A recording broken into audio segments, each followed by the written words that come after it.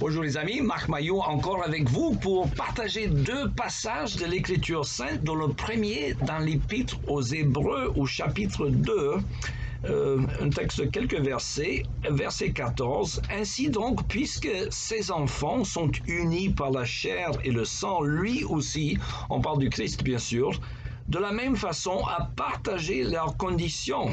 Il a fait pour réduire à l'impuissance par la mort celui qui détenait le pouvoir de la mort, c'est-à-dire le diable, et pour délivrer tous ceux qui étaient réduits à l'esclavage leur vie durant par la peur de la mort. Et un deuxième texte, mais un seul verset tiré du célèbre chapitre 15 de la première épître de Paul aux Corinthiens, le verset 26 seulement, et le dernier ennemi qui sera anéanti, c'est la mort. Voilà, fin de la lecture biblique. Mes amis, avez-vous déjà eu un rendez-vous que vous redoutiez tellement que vous avez tout fait pour vous en tirer de n'importe quelle manière? Peut-être un rendez-vous chez le dentiste, ou pour les hommes, chez l'urologue, où on risque de vous faire des analyses, disons, invasives, comme on dit. Ouch! Alors, beaucoup de gens ont la même réaction à l'égard de la mort. On préfère ne pas y penser. Et pourtant, comme disait Benjamin Franklin, l'homme d'État américain du 18e siècle, il n'y avait que deux certitudes dans la vie, la mort et les impôts. Alors, pourtant, on préfère ne pas y penser. Et la Bible dit que Satan gardait le monde entier dans l'esclavage par la crainte de la mort. On l'appelle le roi des terreurs. Il n'en était pas toujours ainsi. Au 19e siècle, en Occident christianisé, les gens parlaient souvent de la mort. Et d'ailleurs, il y avait beaucoup de pièces de théâtre où on avait des scènes où une personne était sur son lit de mort. Et je pense particulièrement à la célèbre pièce de Georges Bernanos, Dialogue des Carmélites.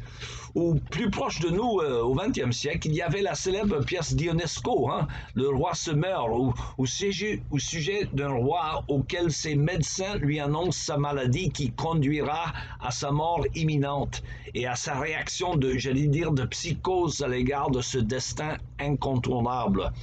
Autrefois, par contre, parler du sexe était considéré comme tabou, au moins en Amérique plutôt puritain. Mais on pouvait parler de la mort. Mais aujourd'hui, c'est le contraire qui est vrai. Alors, des feuilletons de la télévision parlent souvent de sexe, mais rarement de la mort. D'Eros et Thanatos, l'érotisme et la mort, c'est le premier qui domine les conversations de nos jours. Alors, en parlant de la mort, l'un de mes films préférés de tous les temps s'appelait Le Septième Saut. Il était l'œuvre du grand cinéaste suédois Ingmar Bergman, qui est décédé en 2007. Alors, ce film qui datait de 1957 traitait de la question de l'homme devant la mort et mettait en scène un chevalier au Moyen-Âge qui rentrait en Europe après les croisades où il avait une crise de foi. Arrivé chez lui en Suède, il est troublé par le fait que le pays est dévasté par la peste et les gens meurent comme des mouches. Alors il sait qu'il aura bientôt lui-même rendez-vous avec la mort, qui est représenté par un personnage lugubre avec lequel il joue aux échecs périodiquement pendant le film.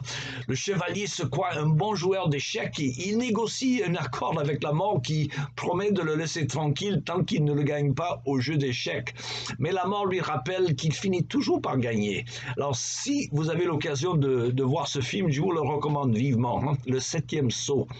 Alors, cependant, le chrétien ne doit pas craindre la mort.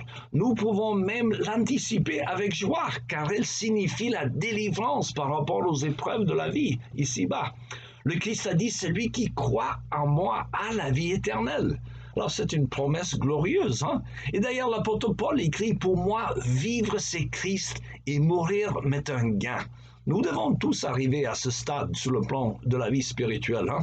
Alors, la prochaine fois que vous pensez à la mort, la vôtre ou de quelqu'un autre, relisez, je vous recommande vivement de relire donc le récit de la résurrection de Lazare dans l'évangile selon Jean au chapitre 11, où le Seigneur Jésus ressuscite son ami en vision prémonitoire de ce que ça sera pour les siens à la fin du monde. Et il nous dit, je suis la résurrection de la vie, quiconque croit en moi ne mourra jamais. Là, c'est une promesse que vous ne trouverez pas ailleurs. Il me reste qu'à vous souhaiter une bonne journée et à la prochaine.